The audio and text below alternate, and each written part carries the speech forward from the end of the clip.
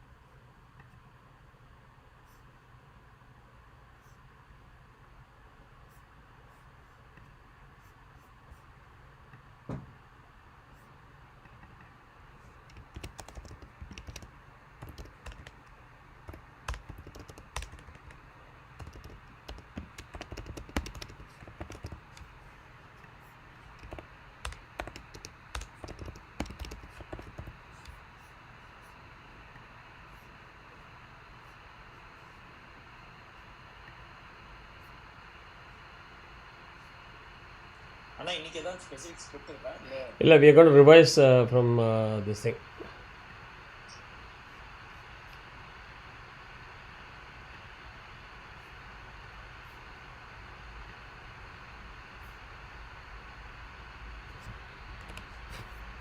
Ghanam தாலேருந்து revise பண்ணி பண்ணணும்.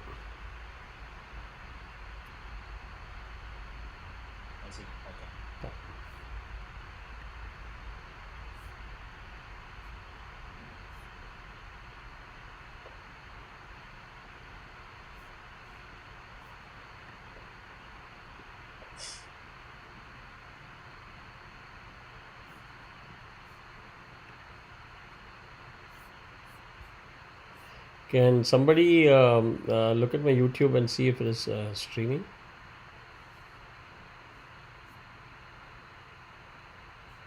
Okay, Mama, I'll do it. Yes, it's working, Mama. It's live. It's live. It's live, right? You're able to see, right? Wait. It says, is it Veda class by Vedic Sampradaya, Ghanam, and You're able to see me? and Camakam, Anuvaka 11? Are you able to see me? Yeah. There, on YouTube. Yeah. Yeah, you're live, Mama. Yeah. Okay, cool. So let's get started with the Dhyana Shloka. Om Ganana Tva Ganapatikam Avamahe Kavim Kavina Pavasravastamam Jeshtarajam Brahmanam Brahmanaspadana Shrinvan Nodivisi Sadanam Om Sri Mahaganapataye Namaha Prano Devi Saraswati Vaje Bhirvajanipati Dhinam Avitriyavato Mahasaraswatye Namaha Guru Brahma Guru Vishnu Guru Devo Maheshwara Guru Sakshat Param Brahma Tasmai Shri Guruve Namaha Guruve Sarvalokanam Vishije Bhavaroginam Nidaye Sarva Vidyanam Sri Dakshinamurtaye Namaha Asmin Guru Charanarvindabhyam Namaha Vyasam Vadishtanaptaram Shakte Pautramakalmasham Parasharatmajam Vande Shukatatam Taponidhim Vyasaya Vishnu Rupaya Vyasa Rupaya Vishnave Namo Vai Brahma Nidije Vasishthaya Namo Namaha Shri Gurubhyo Namaha Shri Lalita Mahatripura Sundari Sameda Shri Chandramaulishwaraya Namaha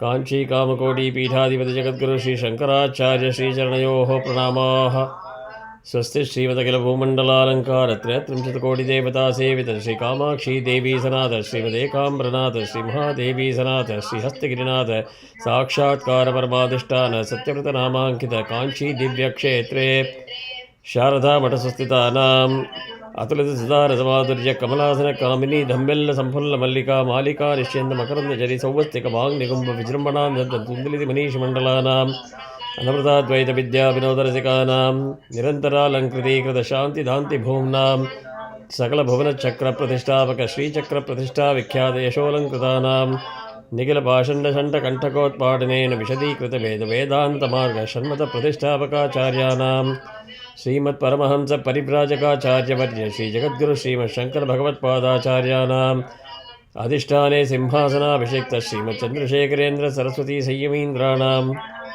अधिष्ठाने सिंहासनाभिषिक्त श्रीमज्जयेन्द्र Saraswati संयमीन्द्राणाम् अन्ते वासिवर्य श्रीमशङ्करविजयेन्द्र सरस्वती श्रीपादानां च चरणनलिनयोः धाञ्जलिबद्धं च नमस्कुर्मः. Okay, so one by one, each one of you can chant the Ghanam.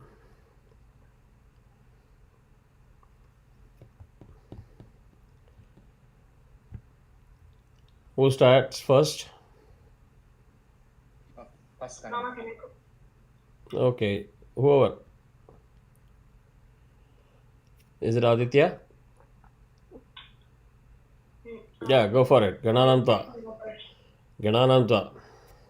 The Gananam Tva. Yes. Om Gananam Tva Ganapatikam Avamahe Kavim Kavinam Upamashravastamam Jyeshtarajam Brahmanam Brahmanaspada Anashtanvannotivis Siddhasadanam Om Shri Mahaganapataye Namaha. Start. Om Gananam Tva Tva Gananam Gananam Tva Ganapatim Ganapatim Tva Gananam Gananam Tva Ganapatim.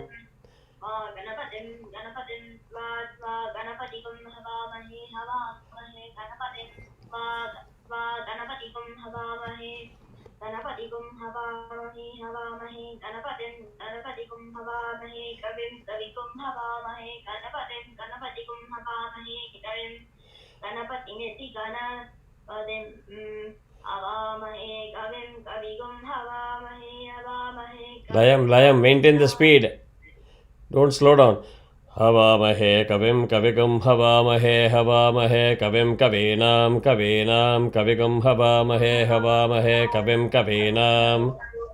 कविं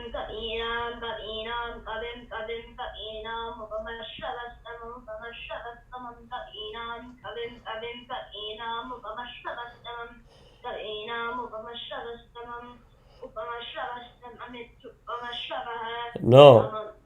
Kavinam upamashravastamamityupamashravah tamam.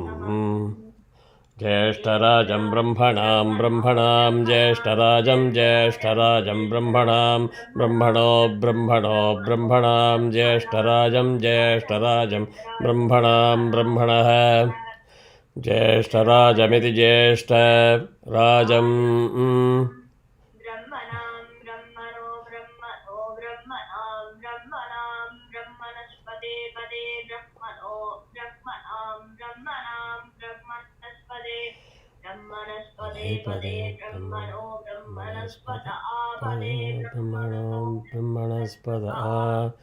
Pada apade pada anona apade pada anaha anona anashrinvan thrinvan anashrinvan nashrinvan nathrinvan nashrinvan nodevirodevi shrinvan nashrinvan nodevi.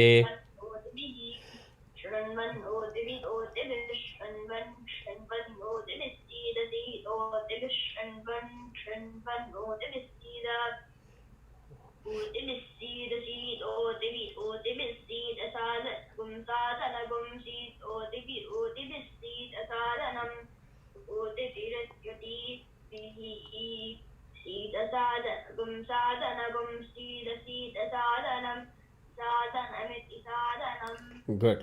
Practice in Vanam. Do practice again. The Vidyut. Vidyut. Yes, Mama. Go for it. Okay. So maintain the layam, okay, and the Shruti also. Ganana tva ganana start. Ganana Can I start in a higher yes, Shruti? yes. Ganana tva ganana tva ganapatin tva ganana tva ganapatin tva ganapatigum havamahe ganapatin tva ganapatigum havamahe गणपतिगुं हवामहे हवामहे गणपतिं गणपतिगुं हवामहे कविं कविगुं हवामहे गणपतिं गणपतिगुं हवामहे कविं गणपतिमिति गणपतिं हवामहे कविं कविगुं हवामहे हवामहे कविं कवीनां कवीनां कविगुं हवामहे हवामहे कविं कवीनां कविं कवीनां कवीनां कविं कविं कवीनाम् उपमश्रवस्तममुपमश्रवस्तमं कवीनां कविं कविं कवीनामुपमश्रवस्तमं कवीनामुपमश्रवस्तममुपमश्रवस्तमं कवीनां कवीनाम् उपमश्रवस्तमम् उपमश्रवस्तममित्युपमश्रवः तमं ज्येष्ठराजं ब्रह्मणां ब्रह्मणां ज्येष्ठराजं ज्येष्ठराजं ब्रह्मणां ब्रह्मणो ब्रह्मणो ब्रह्मणां ज्येष्ठराजं ज्येष्ठराजं ब्रह्मणां ब्रह्मणः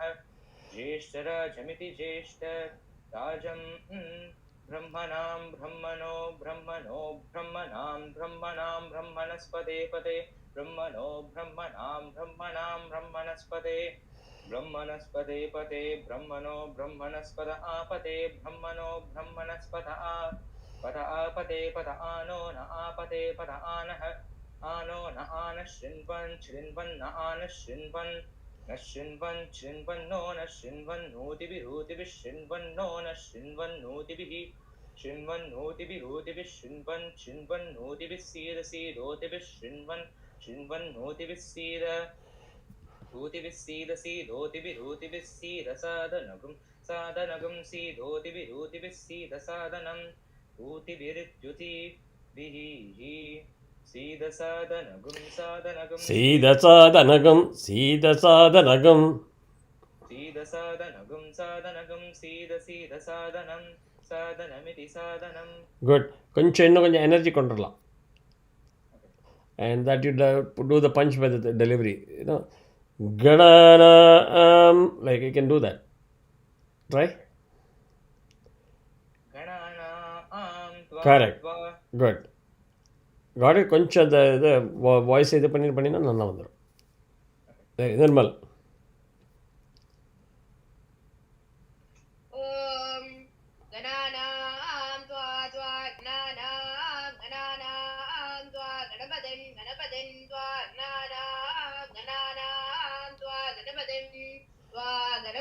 गणपतिं त्वा गणपतिगुं हवामहे हवामहे गणपतिं त्वा गणपतिगुं हवामहे गणपतिगुं हवामहे हवामहे गणपतिगुं हवामहे कविं कविगुं हवामहे गणपतिगुं हवामहे कविं गणपतिमिति गणपतिं हवामहे कविं कविगुं हवामहे हवामहे कविं कवीनां कविगुं हवामहे हवामहे कविं कवीनां उपमश्रवस्तमम्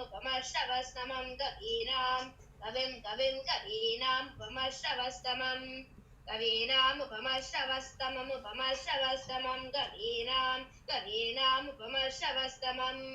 उपमश्रवस्तममित्युपमश्रवः तमम् ज्येष्ठराजं ब्रह्मणां ज्येष्ठराजं ब्रह्मणो ब्रह्मणां ज्येष्ठराजं ब्रह्मणः ज्येष्ठराजमिति ज्येष्ठराजं ब्रह्मणो ब्रह्मणां ब्रह्मणस्पते पते ब्रह्मणो ब्रह्मणां ब्रह्मणस्पते पते ब्रह्मणो ब्रह्मणस्पत आपदे ब्रह्मणो ब्रह्मणस्पत आपदे पद आनो नापदे पद आनः आनो नानः शृण्वन् आनः शृण्वन् न शृण्वन्नो न शृण्वन्नोतिभिः शृण्वन्नोतिभिः शृण्वन्नोतिभिः सीदसीदोतिभिः शृण्वन्नोतिभिः सीदसीदोतिभिः सीदसादनगुं सीदोतिभिः सीदसादनम् ओतिभिरित्युतिभिः सीदसादनगुं सीदसादनम् साधनमिति साधनम्. Good, very good. Nanna, you maintained the layam as well as the shruti. Very good. So that was perfect. Uh,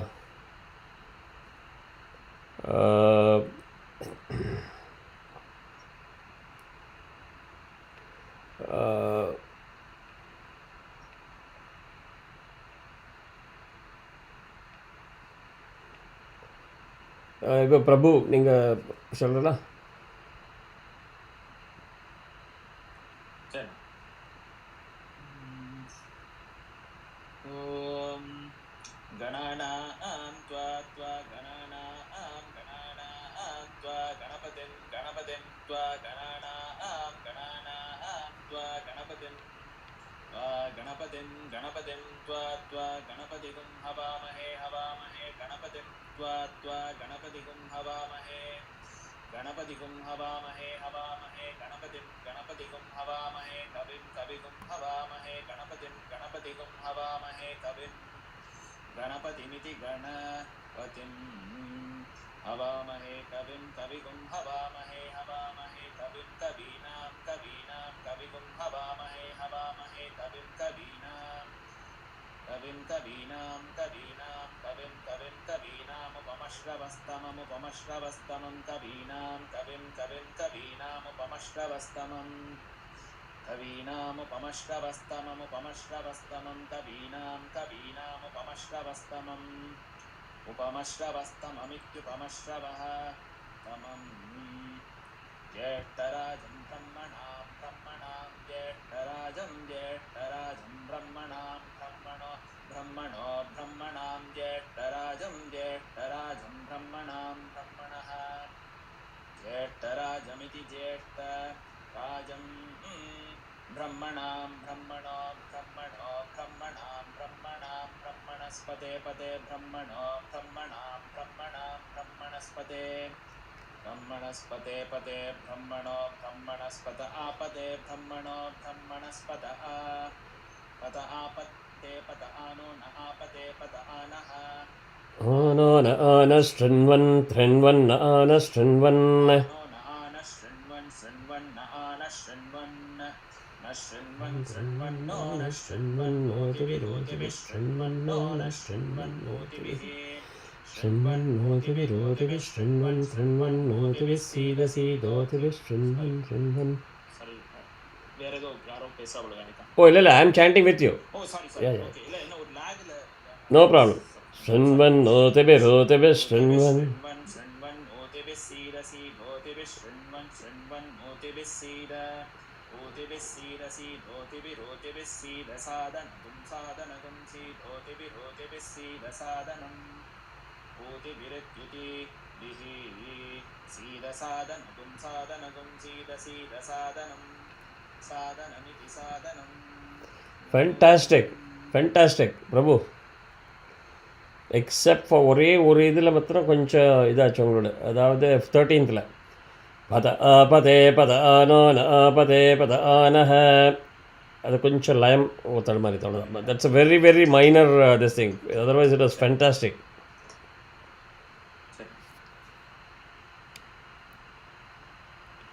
Yeah, Nirmal, tell your mom that I was trying to call you, so you're in the class, so she doesn't have to worry.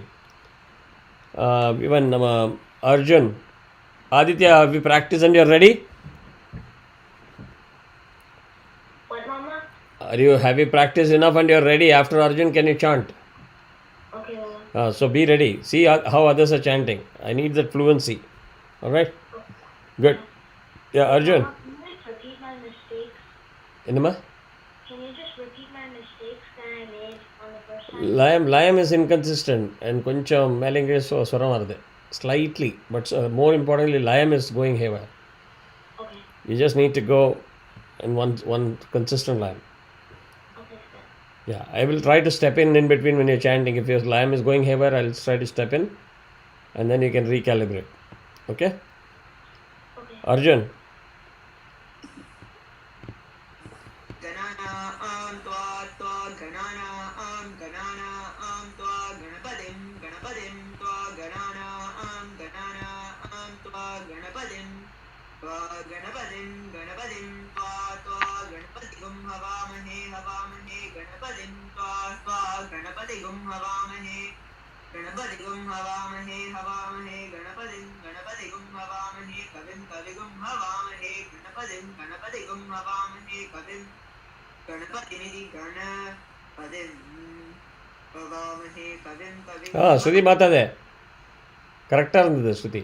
हवामहे कविं कविगुं हवामहे कविं कविगुं हवामहे हवामहे कविं कविगुं हवामहे हवामहे कविं कवीनां कविगुं हवामहे हवामहे कविं कवीनां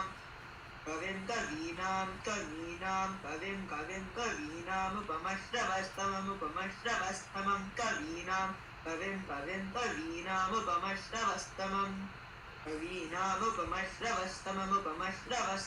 कवीनामुपमश्रवस्तमम् उपमश्रवस्तममित्युपमश्रवः तमम् ज्येष्ठराजं ब्रह्मणां ज्येष्ठराजं ब्रह्मणां ब्रह्मणां ज्येष्ठराजं ब्रह्मणः ज्येष्ठराजमिति ज्येष्ठराजं ब्रह्मणां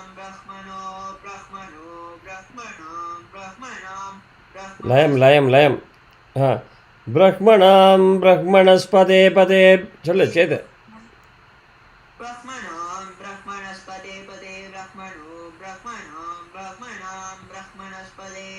ब्रह्मणस्पते पदे ब्रह्मणस्पते पदे ब्रह्मणस्पत आपदे ब्रह्मणस्पत पद आपदे पद आनो न आपदे पद आनः आनो न आनः शृण्वन् न आनः शृण्वन् न शृण्वन्नो न शृण्वन् ऊतिभिः शृण्वन् नो न शृण्वन् ऊतिभिः शृण्वन् ऊतिभिः सीदोतिभिः शृण्वन् ऊतिभिः सीद ऊतिभिः सीदोतिभिः सीद साधनगुं सीदोतिभिः सीद साधनम् ऊतिभिः साधनगुं सीद साधनं साधनमिति साधनम् Aditya. Good, Arjun. Are you suffering from allergy today? That and also we got a dog on Saturday, so I'm pretty tired. Okay. Wait, Mama? Enema? Oh, I thought you said you have sore throat. No, it's like a little manageable. Can I do it though? Oh, okay. Then go after Aditya. Yeah. Try to have hot water with jeera by your side, so in case you strain your throat, you can manage it. Yeah.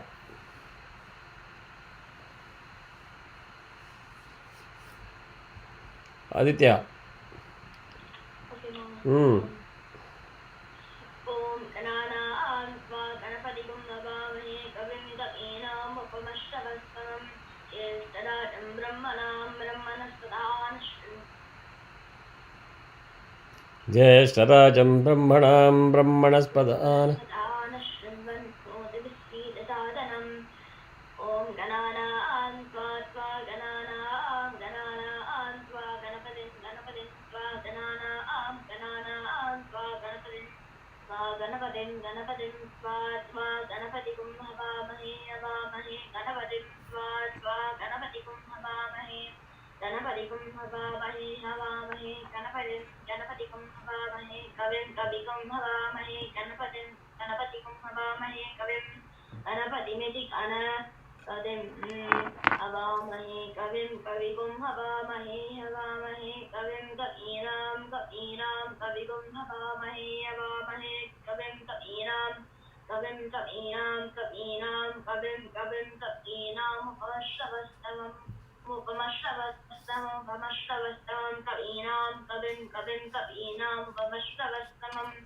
Kavinam Upamashravastamam Kavinam Upamashravastamam Upamashravastamam Nityupamashravah Tamam Jeshtarajam Brahmanam Jeshtarajam Brahmanam Brahmano Brahmanam Jeshtarajam Jeshtarajam Brahmanam Brahmanah Jeshtarajamiti Jeshtarajam Brahmanam Brahmano Brahmano Brahmanam Brahmanam Brahmanaspade Pade Brahmano Brahmanam Brahmanam Brahmanaspade Brahmanaspade Pade Brahmano Brahmanaspata Pade Brahmano Brahmanaspata Pata Pade Padano Na Pade Padanah Ano Na Shrinvan Shrinvan Ana Shrinvan Nashrinvan Shrinvan No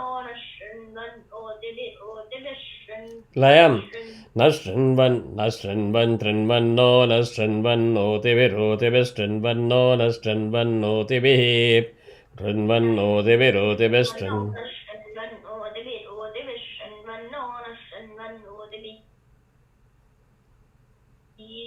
Shrinvan Odivi Shrinvan Shrinvan Odivi Seed Odivi Shrinvan Shrinvan Odivi Seed Odivi Seed Odivi Seed Sadhanagam Seed Odivi Seed Sadhanam Odivi Rityati Bihi Seed Sadhanagam Seed Sadhanam Sadhanamiti Sadhanam.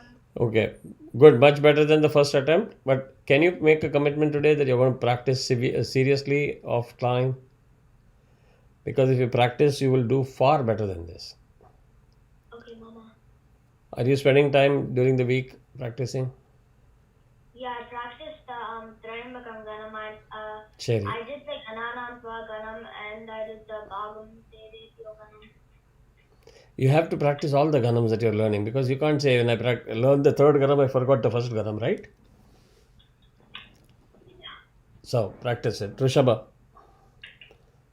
Okay. video. Very nice, Mama. Good. Cherry. Good. Good.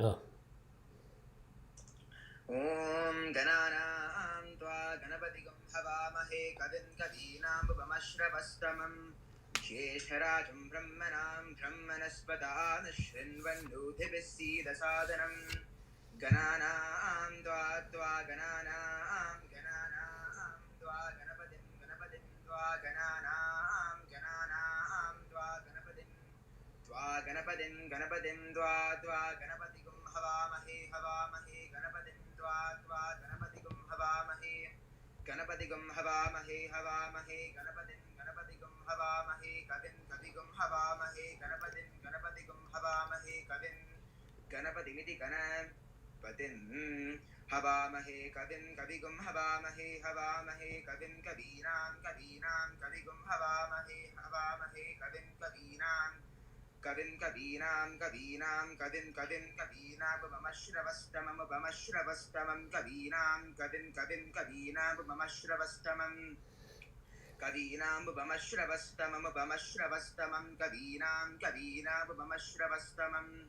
बमश्रवस्तममित्युपमश्रवः तमं ज्येष्ठराजं ब्रह्मणां ज्येष्ठराजं ब्रह्मणां ब्रह्मणः ज्येष्ठराजमिति ज्येष्ठराजं. Did you chant the full one, ninth? Mama. Okay, maybe I didn't pay attention there. Tirupi, because I didn't hear you the first part, saying the first part. Jeshtarajam Brahmanam Brahmanam Jeshtarajam Jesh.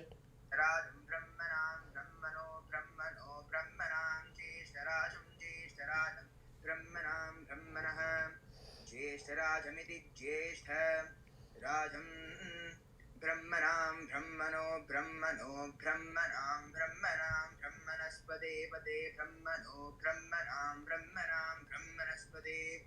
Brahmanaspade Pade Brahmano Brahmanaspata Pade Brahmano Brahmanaspata Pada Pade Padano Na Pade Padanah Ano Na Nashrinvan Nashrinvan no Nashrinvan no Divirudivi Shrinvan no Nashrinvan no Divihi Shrinvan no Divirudivi Shrinvan no Divisida Sido Divi Shrinvan no Divisida Udivissida Sido Divirudivissida Sadanagum Sido Divirudivissida Sadanam Udivirityati Bihi Sida Sadanagam Sadanagam Sida Sida Sadanam Sadanamiti Sadanam Om Shanti Shanti. Don't get into the habit of Shanti, Shanti, Shanti. I've told you many times. Oh, sorry. Good. So next, let's start from Aditya. Bhagan Devi, since you say you have practiced it. Or you said Trambakam. Let's go with Prabhu. Prabhu, if you can start Bhagam Devi.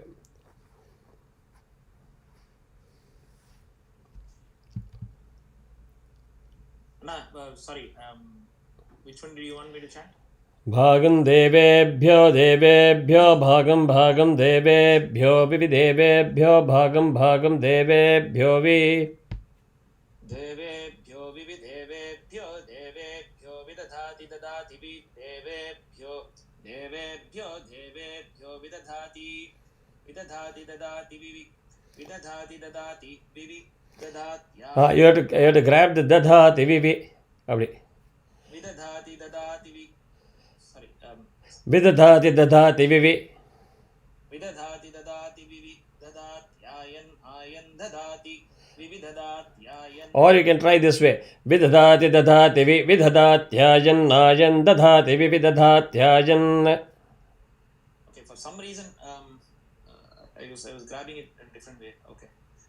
Vidadhati dadati vi vidadha. Correct. You're doing it right now. Yeah. Okay. Vidadhati dadati vi vidadhatyayan ayan dadati vidadhatyayan dadatyayan ayan dadati dadatyayan praprayan dadati dadatyayan prap ayan praprayan ayan praprayan ayan prap chandramas ayan prap ayan praprayan ayan praprayan ayan prachandramas chandrama chandrama prayan ayan prachandrama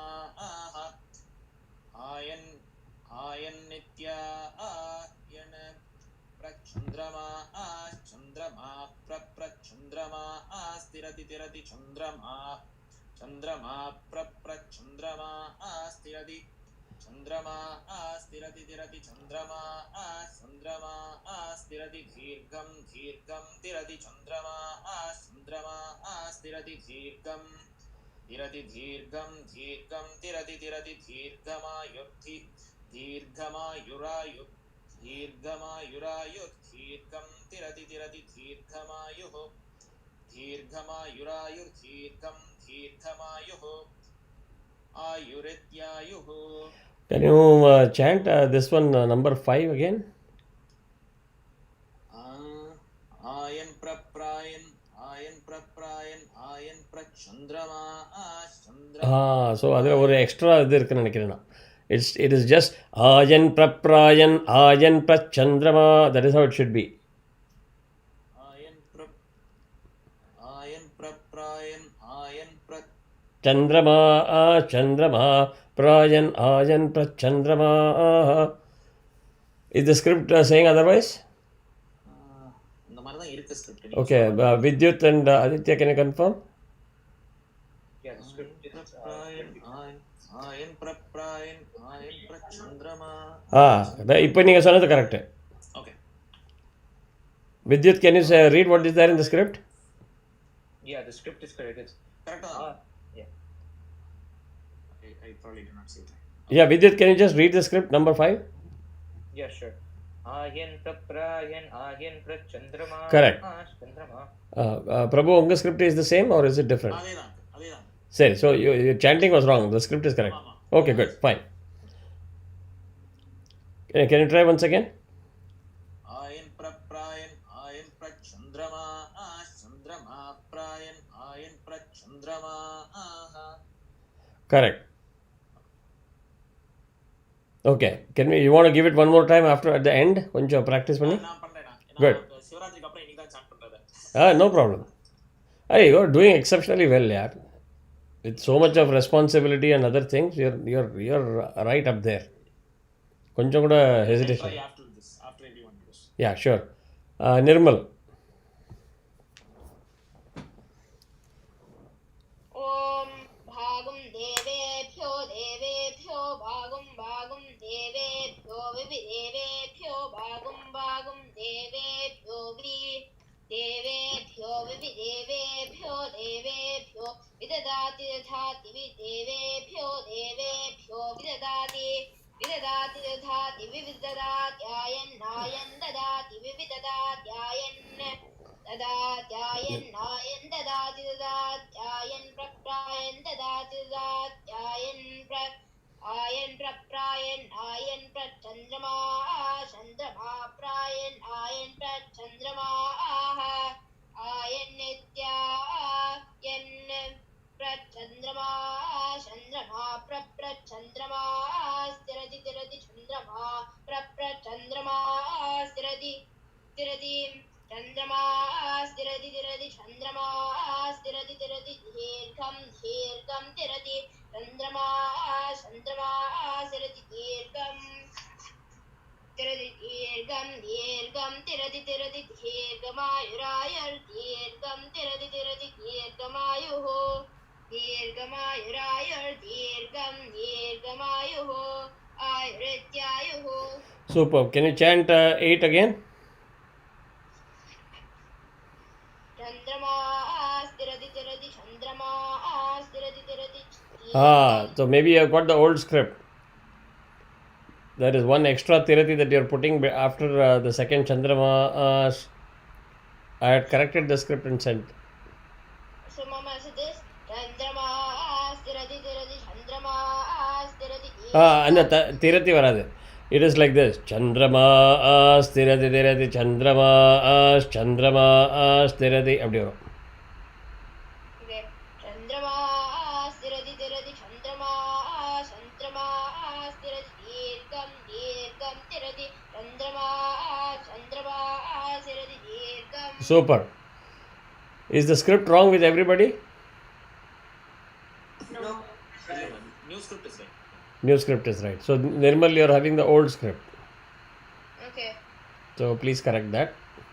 Otherwise, romba nana chant pannadai.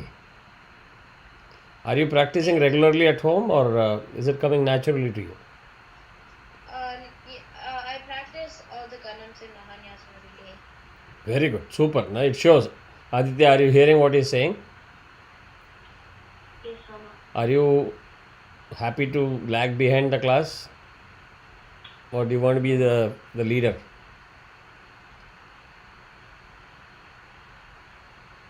Enna? The leader. Then you have to practice. Ghanam is not something that you can manage. நீ பண்ணினா இதெல்லாம் ஈஸியாக what Nirmal is doing you can do. உனக்கு வெறும் practice தான் உனக்கு இல்லை. யா Arjun, Why did we skip the second one? you want to skip the second one? பாகம் தேவியோ Why did we? அப்படின்னா which one? The Sarve, Pyobe. வரும். I'm just picking up at random. Yeah. Okay. Yeah. So, where did you go now? Bhagam Devi, if you're ready. Bhagam devebhyo devebhyo bhagam bhagam devebhyo vividevebhyo bhagam bhagam devebhyo devebhyo vividevebhyo devebhyo vidadhati dadati devebhyo devebhyo vidadati dadati vividadhatyayan ayan dadati vividadhatyayan dadhatyayan ayan dadati dadatyayan praprayan dadati dadatyayan praprayan ayan prachandrama chandrama prayan ayan prachandrama ayan nitya ayan prachandrama chandrama praprachandrama sthirati tirati chandrama praprachandrama sthirati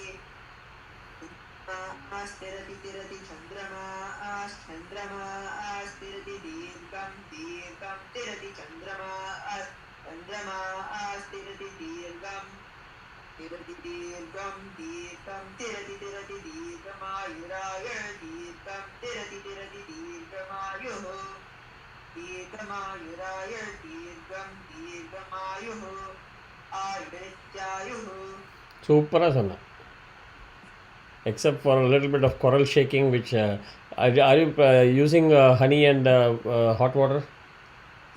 Not right now, Mama. ரெகுலராக பண்ணு, குரல் open ஆகும். Okay. It will get the energy. And daily கொஞ்சம் இறங்கி chant பண்ண அதில் practice பண்ண. Okay. Even in the room. Don't worry about others. Have you heard of the singer, the late S.P. Balasubramaniam? Yes. Do you know when he was signed up for Shankarabharanam, the director said, please go and improve your singing and come back for shoot. He was supposed to be a very senior singer at that time. He didn't take offense. He went to his village. Flowing river la நின்னுண்டு practice பண்ணிட்டு இருந்தார் ஃபுல்லா டே டயத்தில். Let the whole village come and see. They can laugh, they can do whatever they want, they can think that he's a crazy guy. It didn't matter. When he came back, there was no stopping him. So those techniques help. இதெல்லாம் muscles are it. Just like you do workout in the gym, right? For all other muscles. இதுக்கும் பண்ண அது soften ஆகும், flexible ஆகும். Okay. Okay, good. But you're getting the technique very, very well. And both you and Nirmal, the way you handle Vidadati, Dadati, and the third one was very good. So that shows that you're getting the hold of chanting. Rishabha?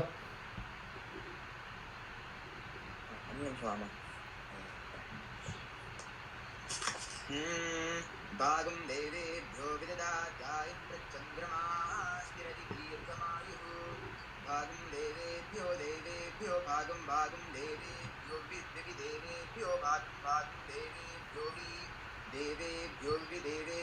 devebhyo vidadhāti dadāti devebhyo vidadhāti vidadhātyāya āyam dadhāti vidadhātyāya Dadhātyayan dadhāti dadhātyayan praprayan dadhāti dadhātyayan ayan praprayan ayan prachandrama chandrama prayan ayan prachandrama ayan nityayan prachandrama chandrama prachandrama sthirati chandrama prachandrama sthirati chandrama sthirati chandrama chandrama tiradi chandrama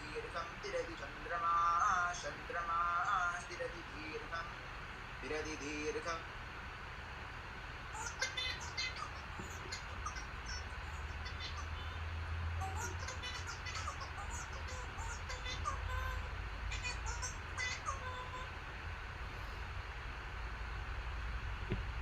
What did you do to your audio?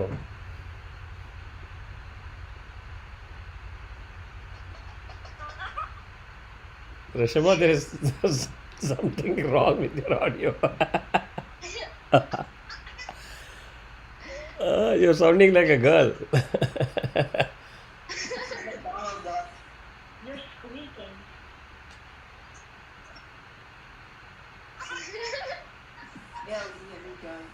Yeah, maybe you want to just sign off and join again?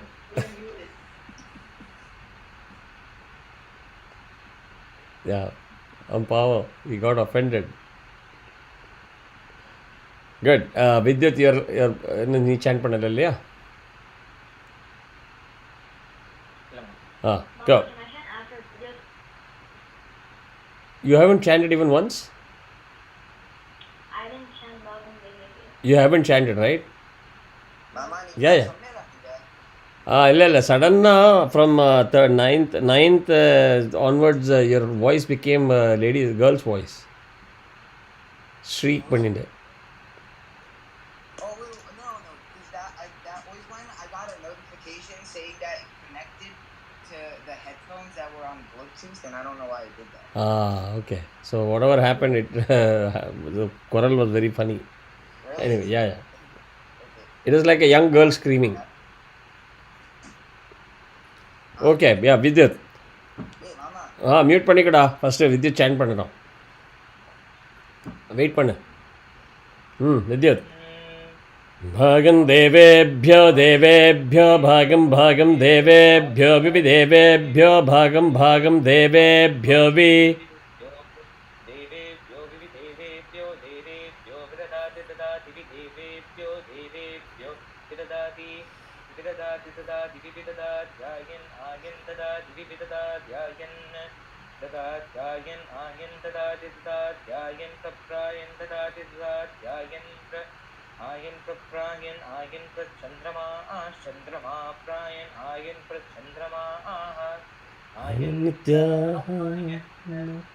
प्रचंद्रमा चंद्रमा प्रचंद्रमा स्थिरति स्थिरति चंद्रमा प्रचंद्रमा स्थिरति चंद्रमा स्थिरति स्थिरति चंद्रमा चंद्रमा स्थिरति दीर्घं दीर्घं स्थिरति चंद्रमा चंद्रमा स्थिरति दीर्घं स्थिरति दीर्घं दीर्घं स्थिरति स्थिरति दीर्घमायुरायुर्दीर्घं स्थिरति स्थिरति दीर्घमायुः दीर्घमायुरायुर्दीर्घं दीर्घमायुः Okay, ரொம்ப நல்லா சொன்ன இது. I will give one feedback. Between the two lines, கொஞ்சம் ஒரு half a second extra விட்டுடு. Maybe that will give you the energy also, and it won't look like you're rushing. You're trying to chant at a good speed, and nanna chant பண்ற. There's no issue with the chanting. But maybe you'll be able to give that energy delivery a little bit more. Nanna. But எல்லாருமே நீங்கள் ரொம்ப நல்லா chant பண்ணுறது. Aditya, except Aditya. Aditya is because he's not practicing at all. Now I'm getting annoyed. Mama, practice. So you said you have practiced Trembakam. I will see how you're chanting Trembakam. Okay? Later on, not now. இப்போ இது சொல்லு. எல்லாத்தையும் practice பண்ணுறா. Because once you learn how to chant all the Ghanams, automatically மிச்ச வேத chanting எல்லாம் நல்லா கரெக்டாக ஆகிடும். Right? You have immense potential. So practice பண்ணு. Okay. Start.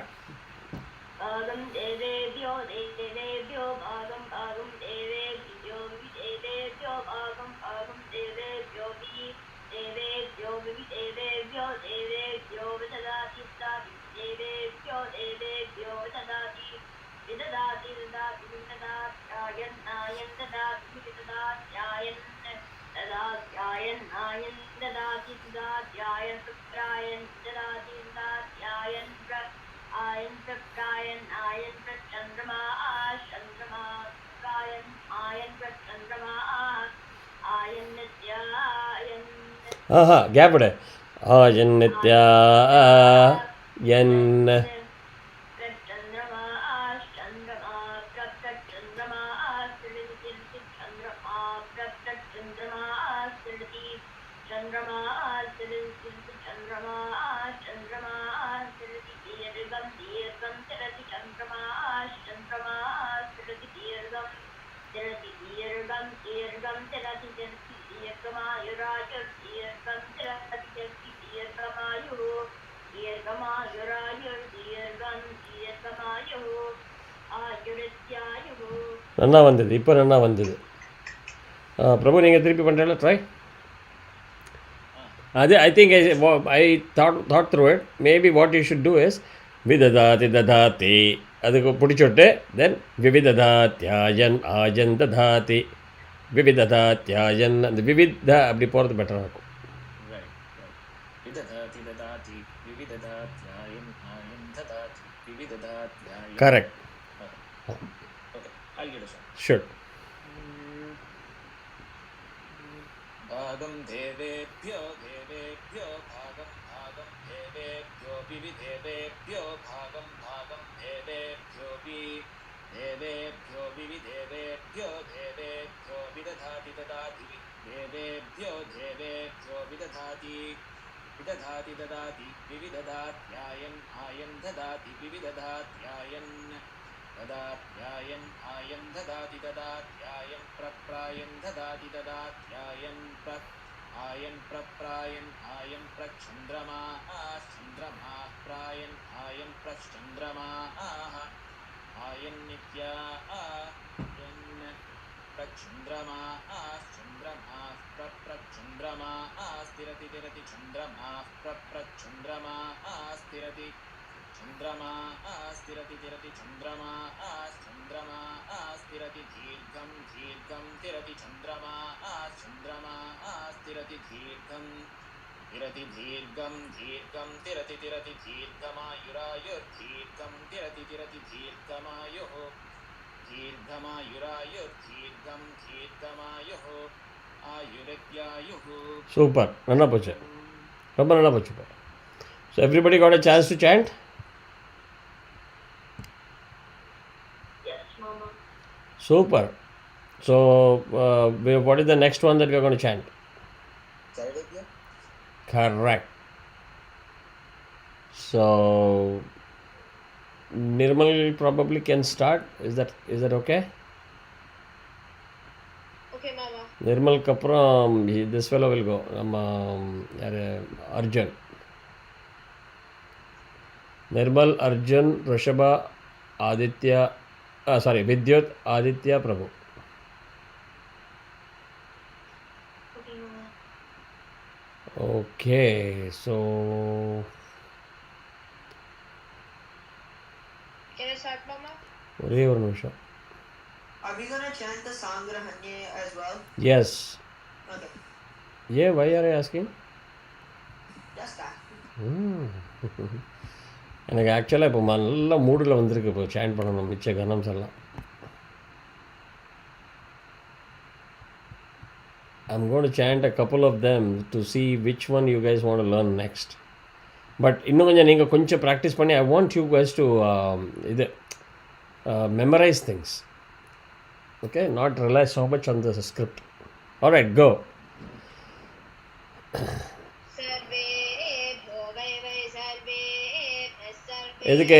எதுக்கு சம்ஹிதா யார் சொல்லுவா ஃபர்ஸ்ட் ஆரம்பிக்கிறது?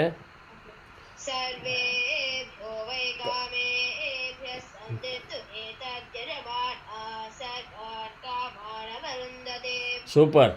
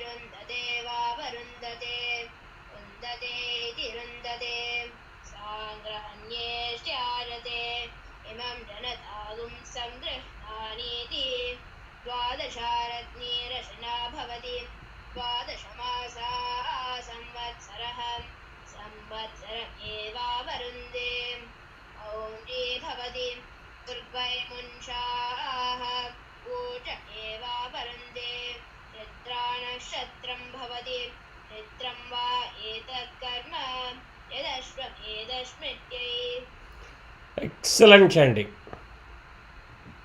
Nirmal. Thank you. Excellent chanting. It shows how much you are practicing. Yeah, அடுத்தது யார் சொன்னா? வித்யுதா? Arjun, yeah.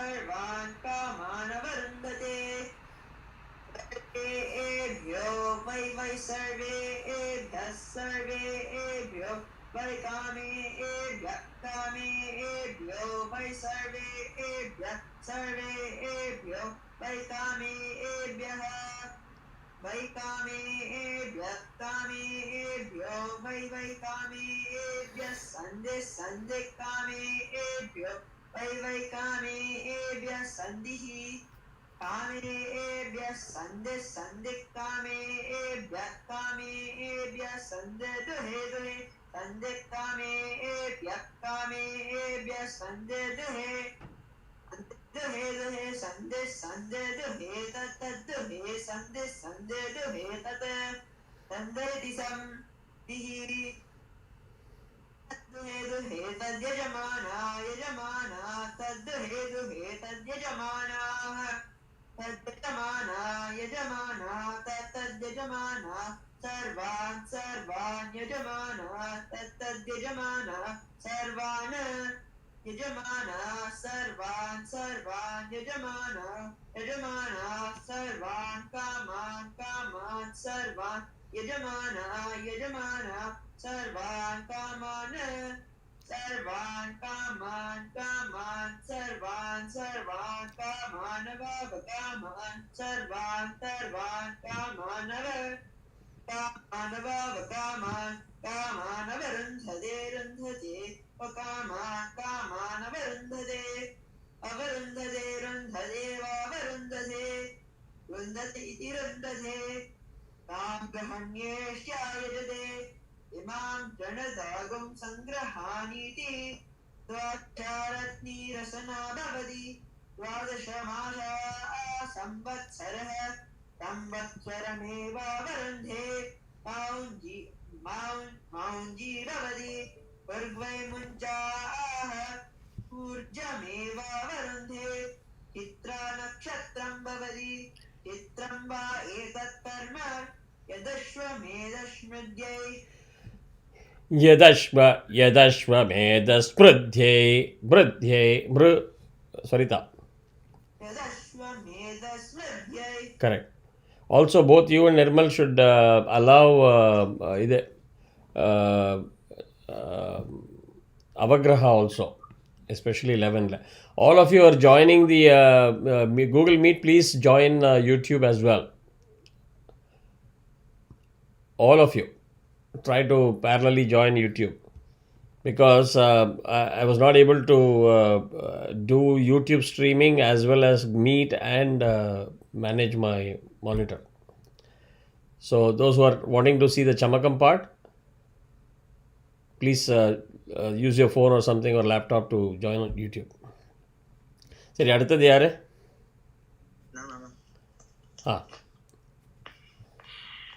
And all of you be ready to chant the Camakam, 11th Anuvaka. சரியா? Be ready. सर्वेभ्यो वै कामेभ्यः सन्धिर्दुहेतद्युजमानः सर्वान् कामानवरुन्धते सर्वेभ्यो वै सर्वेभ्यो वै कामेभ्यः वै सर्वेभ्यो वै कामेभ्यः वै कामेभ्यो वै कामेभ्यः सन्धिः कामेभ्यो वै कामेभ्यः सन्धिः कामेभ्यः सन्धिः कामेभ्यः सन्धिर्दुहे सन्धिः कामेभ्यः सन्धिर्दुहे सन्धिर्दुहे तत्तद्दुहे सन्धिर्दुहे तत् सन्धिरिति संधिः तद्दुहे तद्यजमानाः तद्दुहे तद्यजमानाः तत्तद्यजमानाः सर्वान् यजमानाः तत्तद्यजमानाः सर्वान् यजमानाः सर्वान् यजमानाः सर्वान् कामान् सर्वान् यजमानाः सर्वान् कामान् सर्वान् कामान् सर्वान् कामानवावकामान् सर्वान् कामानव. Rishava, want to go for a higher speed with me? Okay. Try. I will set the line for you.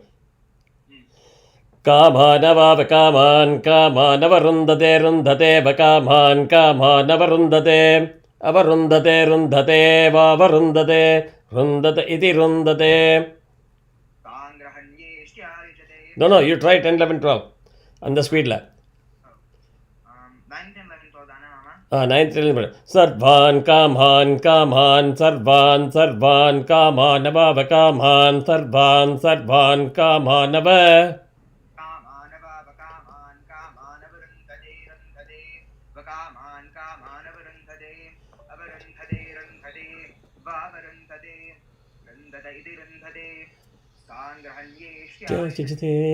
Imam janatagam sangruhnaniti. Dvadashamasa samvatsarah samvatsarameva varundhe maunji bhavati urdvai munchaah chitra nakshatram bhavati chitram va etat karma. Super. Who else is still pending? Aditya and Vidyut, right? Okay, Vidyut first. Vidyut, can you try the faster speed? Yeah, sure. I'll set the tempo. You can chant with me. Okay? Yeah. Okay. Sarvebhyo vai sarvebhyo vai kame Bhyo vai sarvebhyo vai kame वैकामेभ्यो वैकामेभ्यः सन्धिः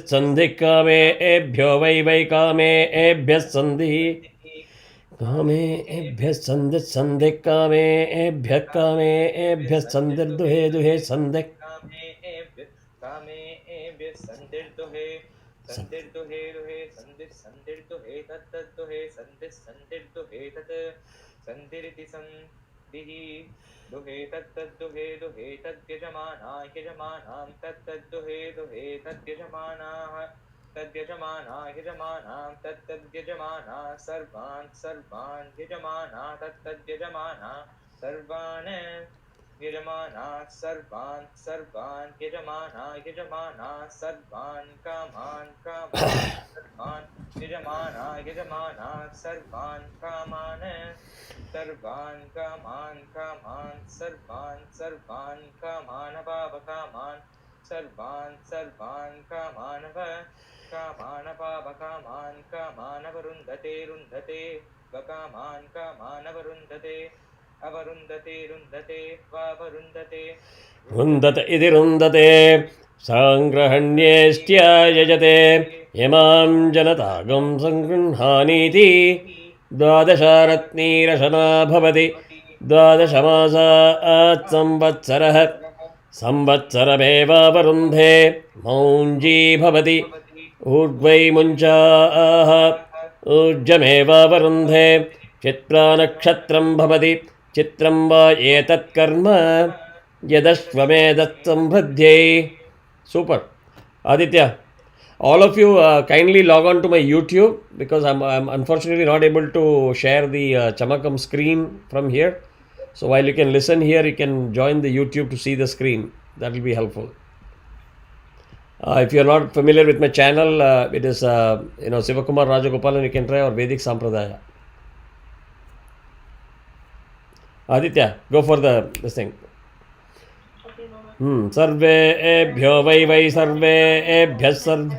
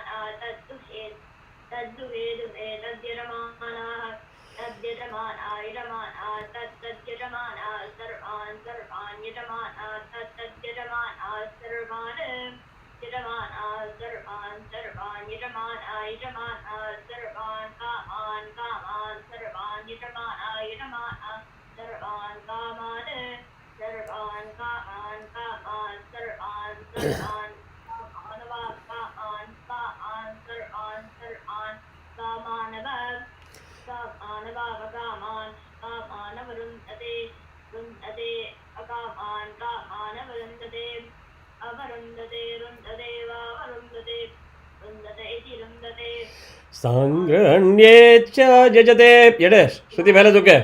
Raise the Shruti. Raise the Shruti.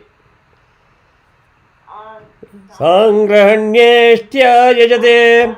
Yajate Iman Janatarum Sangran Aniti Swadasharatni Rashana Bhavati Swadashamasa Samvattara Samvattaram Eva Varande Aunji Bhavati Urmai Munja Urjaneva Varande Chitra Nakshatram Bhavati Chitramba Edat Karma Yadashma Edat Pradyai. Super. You chanted this pretty well. Again, all of you, those who are on Meet, could you please join the YouTube? I will start the Camakam immediately as soon as I see the number go up there. In the meantime, I will just give one or two chant. You see which one you all want to learn next. Mama, Ah. are we learning the Ghanam for the 11th Camakam? No. The 15-20 minutes presentation is for everybody. All your mom, dad, everybody can listen. Oh, the 11th Camakam? Anuvaka. Eka chame, tistrashchame, panchachame, saptachame, navachame, ekadashachame, trayodashachame, panchadashachame. I don't know, explanation. How much of math is involved in that? Na? Okay. Please join the YouTube as soon as possible. Can all of you who are on Meet confirm that you're on YouTube? In the meantime, I will just give this one if you like this. Anima? Yes, sir. We are in YouTube also. Yeah. So anybody who's not on YouTube but only on Meet, please let me know. Mama, I'm not on YouTube yet. Tell your dad and mom, yeah, come on. Oh, yeah. You have laptop and iPad for 15-20 minutes, so you all can join. So we have a YouTube link also? No, I was not able to do it because I had to stream at the last minute. If you can go to YouTube and search for Vedic Sampradaya, you'll see the live video going on there. Okay, thank you. Yeah.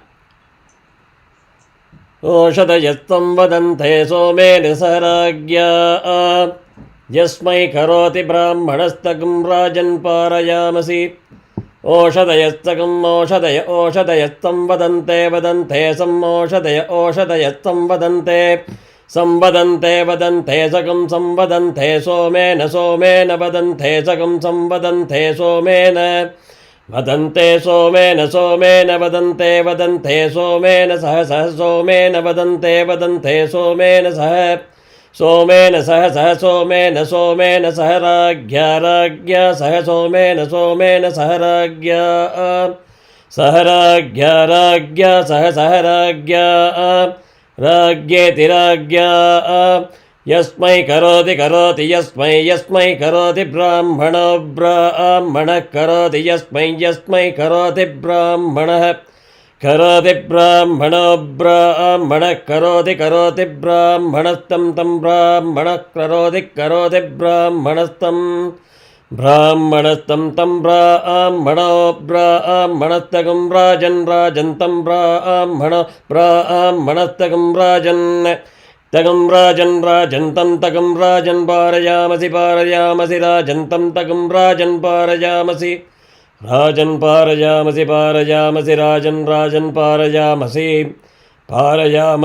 parayamasi.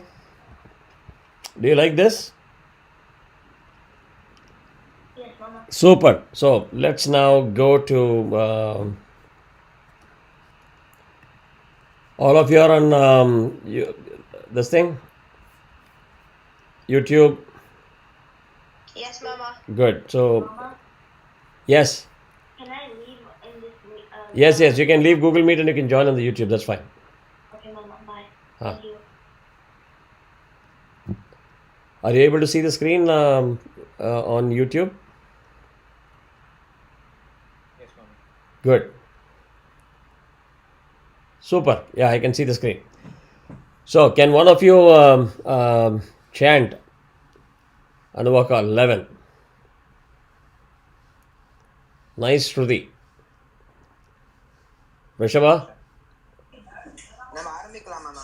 Yes.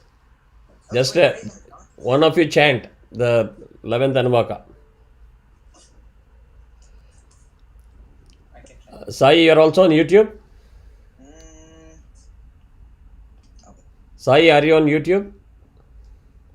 Yes, I am on YouTube too. Yes. Good. Savita ji, are you on YouTube? Yes, I'm on Super. Okay. Yeah, either Vidyut or Rishabha. Go for the chant. Anuvaka 11. Mama, நம்ம ரெண்டு பேரும் சொல்லலாமா? நம்ம ரெண்டு பேரும் சொல்லலாம். Okay. No, I want to preserve my sound. That's why. வித்யுதம். Oh, yes. Go ahead. Can I also do it with them? Yeah, do it. Come on. Eka cha me, tistra me, pancha cha me, सप्तचमे नवचमे एकादशचमे त्रयोदशचमे panchadasha cha me, saptadasha cha me, navadasha cha me. एकविगुंसतिश्चमे त्रयोविगुंसतिश्चमे पञ्चविगुंसतिश्चमे शतविगुंसतिश्चमे नवविगुंसतिश्चमे एकत्रिगुंसतिश्चमे शतश्चमे शतौषमे द्वादशचमे षोडशचमे विगुंसतिश्चमे चतुर्विगुंसतिश्चमे विगुंसतिश्चमे द्वात्रिगुंसतिश्चमे षट्त्रिगुंसतिश्चमे चत्वारिगुंसतिश्चमे चतुश्चत्वारिगुंसतिश्चमे चत्वारिगुंसतिश्चमे पाचश्चप्रसवश्चापिचश्चक्रतुश्च सुवश्च व्यश्नियश्चान्त्य यनश्चान्त्यश्च भौवनश्च भुवनश्चादिपतिश्च. Super. So, the point, I will keep the presentation very short. I'm just waiting for the screen in YouTube to refresh. Yes, that has refreshed.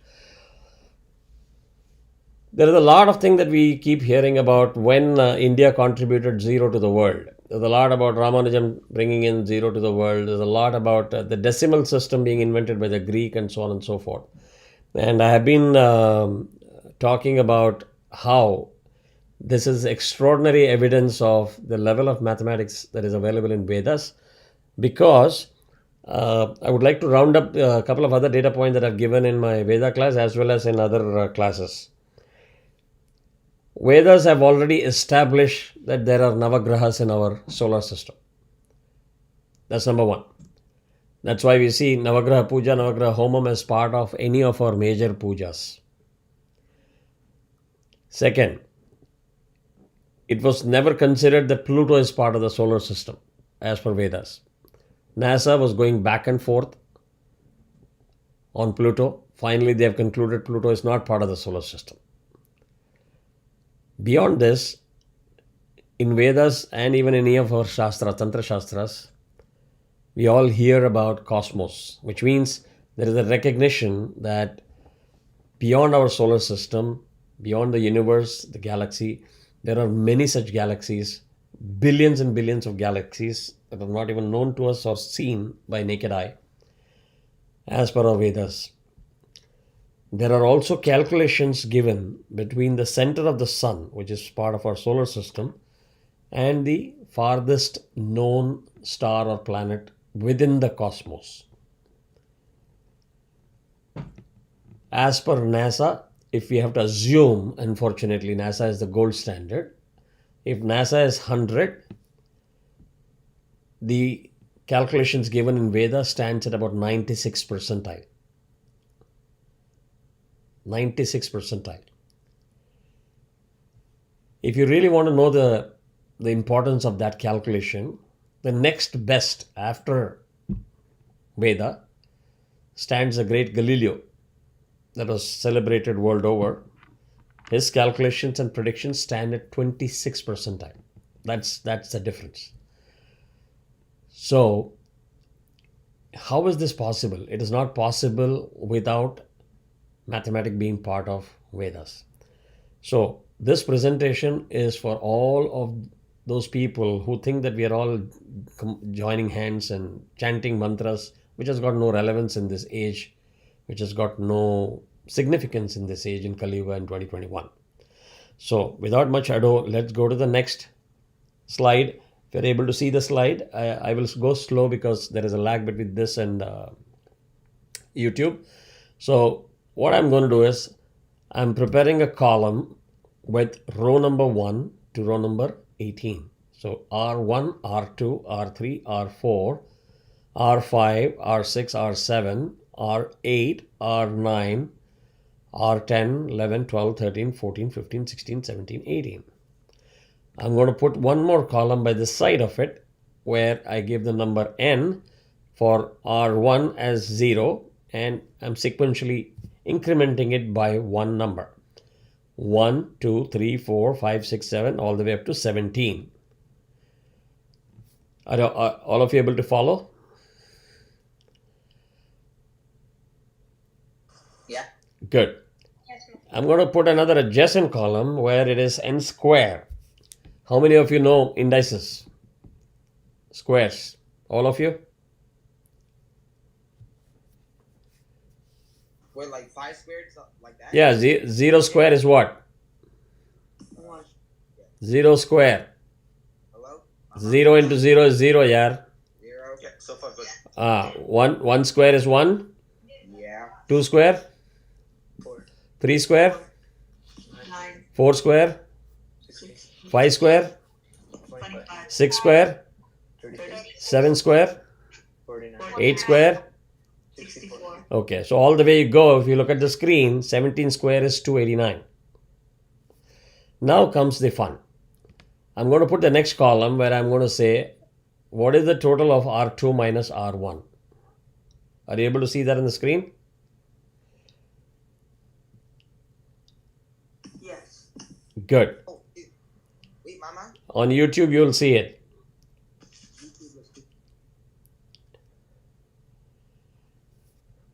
Now, the interesting part is, what is the first term in 11th Anuvaka? Ekachame. So, can you see the screen? If I do R2 minus R1, R2 is 1 minus 0, which is 1. I know there's a lag on YouTube. Yeah, now it is showing up. Are you all able to see in YouTube as well? Yes, Mama. Yes. Good. So, after Ekachame, what is the next one? Tishrashame. So, see the screen. R2 minus R3 minus R2. 4 minus 1, 3. 3. Tisrashchame. Correct? Next Yes. one. 16 minus 9 or 9 minus 4, 5. Panchachame. Correct? Next one. 16 minus 9, 7. Navachame, right? Saptachame. Touchame. Sapta is 7. Okay? The next one, 25 minus 16, 9. That is where it comes to Navachama. Yeah, Sarasu, can you join my YouTube also if you can? On YouTube, if you see Vedic Sampradaya or Sivakumar Rajagopalan, you will see the live video. For some reason, I'm not able to share it on the Google Meet, so most of them are on YouTube. So we just started, so you can join there. You can, if you want, you can sign off on Google Meet. Sign off of Google Meet, yeah. So 25 minus 16 is 9. So Navachame. So far, are we on track? Yes. Can somebody summarize from the beginning up to this point? Yeah. Chant. Ekachame, Tishrashchame, Panchachame, Saptachame, Navachama. Good. So we are on track, right? Next is 36 minus 25, 11. Ekadash. Cholla, with swaram cholla. Ekadashachame. Next, 49 minus 36, 13. Trayodashachame. Super. Next is 64 minus 49, 15. Panchadashachame. Swaratoda solra. Panchadashachame. Good. Next, 81 minus 64. எவ்வளவு? 17. Saptadashachame. Good. Next, 100 minus 81. 19. 19. Navadashachama. Correct. Are we on track? Yeah. So can you start summarize from the beginning again? Ekachame, tisrashchame, panchachame. Come on. सप्त च मे नव च मे एकादश च मे त्रयोदश च मे पञ्चदश च मे सप्तदश च मे नवदश च मे. So far we are on track? Yes. Okay, 121 minus 100. 21? In English, the transliteration is that O with the apostrophe is gum. So it is Eka Vigum Satishchame. So take a pause here. Can you see Eka Dasachame? Eka means 1. Dasachame. Dasa is for 10. 10 plus 1 is 11. Trayo, 3. Dasa, Trayo Dasa, 13.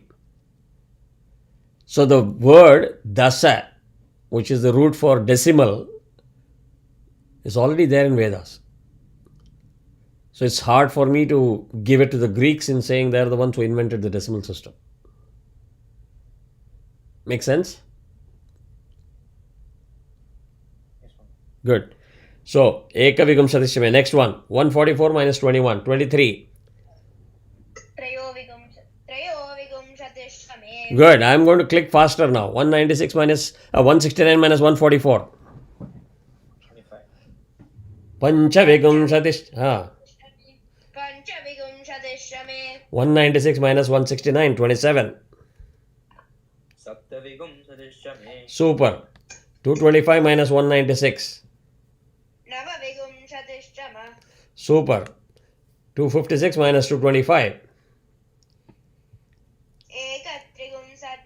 Eka is 1, Trigum is 30. Eka Trigum Satchame. Correct? Yes. 289 minus 256. That is 33. Now the beauty is, all of a sudden now the rules change from here. What happens is, it is no more R2 minus R1, it is R2 plus R3. If you're all able to see the column on YouTube, on the PowerPoint presentation. So, what are the two rows that are getting added? It is indicated by the arrow. The first one is 3 plus 1. Correct? Yes or no? Yes. 3 plus 1 is equal to what? 4. 4. What does Camakam say? Super. Apply the same rule. The next two rows are 5 plus 3. 5 plus 3 equal to? 8. So, Ashtauchame, correct? Chatasrashchame, Ashtauchame. Yes. Are we on track? Yeah. Yeah. Next one. 7 plus 5 equal to? 12. What does Chamakam say? द्वादश च मे. Super. Next one. 9 plus 7 equal to 16.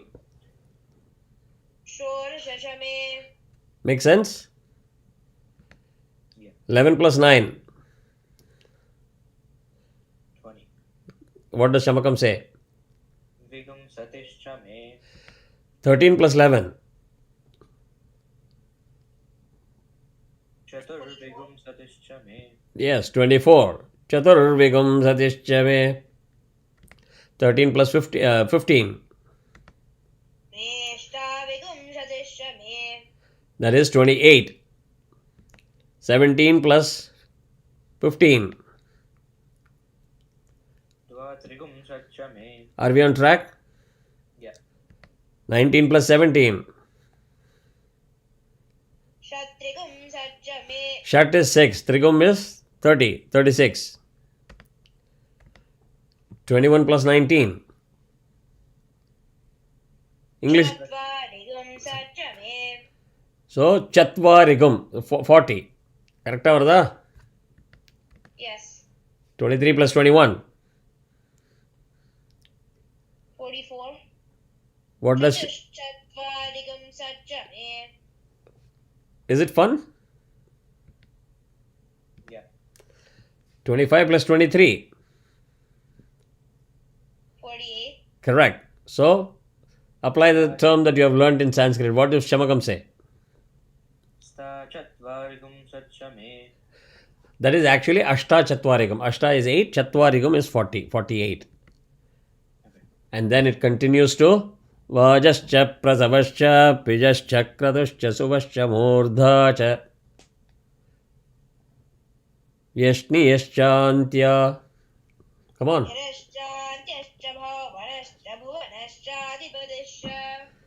That concludes the presentation. Did you all learn something? Yeah. Isn't it amazing? Yeah.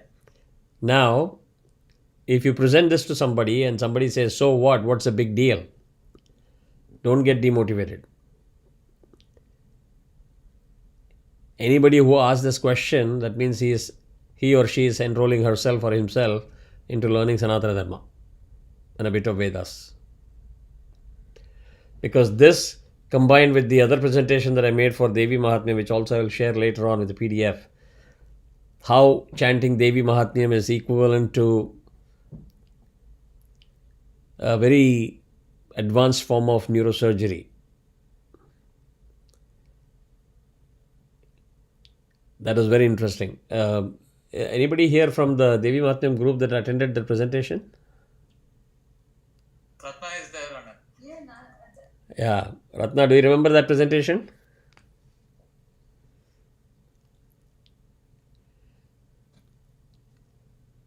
So I will share that with the Vedic class also. So this is one thing that I want to share, and maybe periodically I'll share something like this in terms of your understanding of Vedam will improve in terms of what it is. It contains everything about science, math, engineering, which is architecture, astronomy, astrology, everything is there. Medicine. So there's no reason for us to believe that whatever we are learning or chanting is not relevant in today's world. Over and above the therapeutic effect of chanting Vedam for yourself and for the place that you live in or the people around you. This is a simple introduction to say there is a lot of mathematical expressions that are involved in terms of the frequencies that you generate when you chant Rudram Chamakam and Purusha Suktam. There is a sequence, there is a reason why people chant those things as one of the important aspects of Vedas. And I wanted to give this information when batch 0 and batch 2 are on the threshold of now learning Udaka Shanti. Some of you asked why Udaka Shanti is important. Udaka Shanti is nothing but a compilation of Vedic mantras from various sections of Vedas, a very selective compilation that is typically chanted at the time of Simantam when the lady is carrying the baby, and it is chanted at the time of on the day of the Simantam or the prior date of Simantam. The idea being if the Brahmanas are in sync and chanting perfectly well the entire Udaka Shanti, it is supposed to energize the memory cells of the baby in the womb.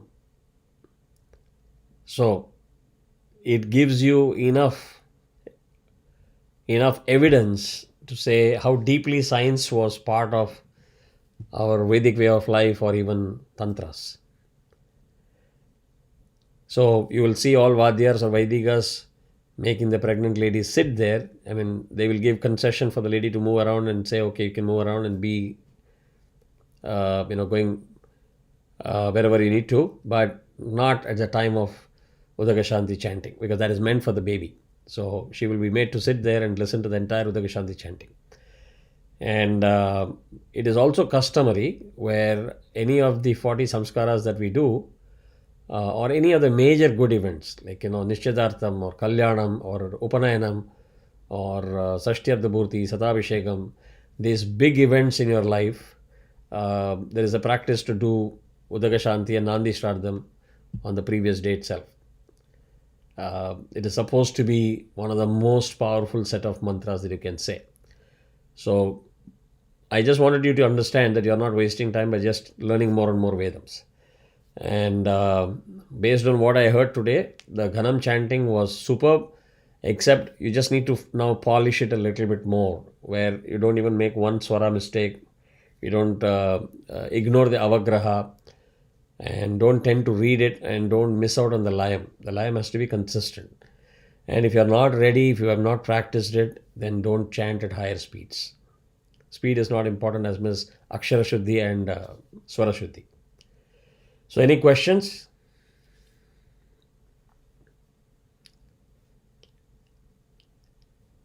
Did anyone expect this? Did anyone expect this?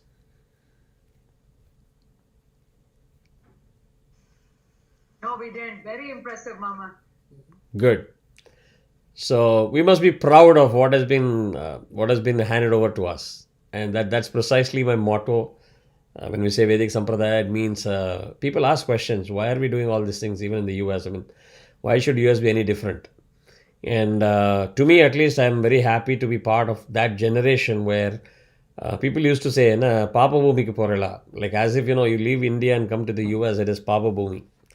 And when I go to India now these days, the entire Vedic and Vedika community are saying, oh, like the amount of puja and other worship that happens in your place, probably we don't see it here. So it's a huge transformation in the 20 years that we are seeing. Thanks to all of you, because you participate in satsangams and events, and you spend a lot of time committing, learning, chanting. And let's all give a huge round of applause to the kids that are not only learning the basic Vedam where they are reaching up to Udaka Shanti level, but they're also, and Prabhu, for the sake of this class, I will treat you like a kid. So don't feel offended that why is it saying only the kid. They all have learnt three Ghanams in about 2.5, 3 weeks, which is not easy. So hope you all enjoyed. Hope this session was informative. And if there are any more questions, feel free to just shoot a message on WhatsApp or even a phone call. I'll be more than happy to share whatever I know. And the credit of this presentation goes to one person by name Suresh, K. Suresh. He's a Ganapati himself. I believe he was a chartered accountant by profession. He was doing a lot of practice, and then he decided to go deep into Vedam because these are people who want to bring out the best of Vedam to the laymen that are out there questioning a lot of these things. Existence of God and what is the purpose of doing all this. And there are more people who feel it is a fashion to say, why do you want to waste so much of milk and honey and everything on that Rudrabhishekam which you can feed to the poor? It's a sad question that people ask. So at least these should give enough inquisitiveness or understanding that we are talking technical stuff. So thank you for joining. I know it is late in the US. We started 10 minutes late. So I want to keep the presentation to 20-25 minutes as I promised. And hope it was meeting your expectations. So this is a public YouTube video, so you can replay it anytime you want. And again, courtesy to K. Suresh Ji, who has put in a lot of work. And he continues to put in a lot of work and has been recognized by both Kanchi and Sringeri Mata. Thank you and have a good night. Thank you so much, Mama. You're welcome. You're welcome. Thank you, Mama. Bye-bye. Bye. Bye.